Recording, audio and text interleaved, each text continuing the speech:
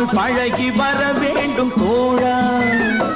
அன்பே உன் அன்னை, அறிவே உன் தந்தை, உலகே உன் கோவில், ஒன்றே உன் தேவன்.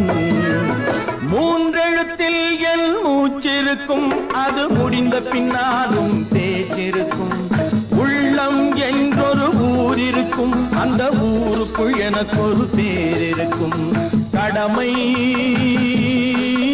அது கடமை, கடமை அது கடமை. அச்சம் என்பது மடமையடா, அஞ்சாமை திராவிடர் உடமையடா. ஆறிலும் சாவு நூறிலும் சாவு, தாயகம் காப்பது கடமையடா, தாயகம் காப்பது கடமையடா. அச்சம் என்பது மடமையடா.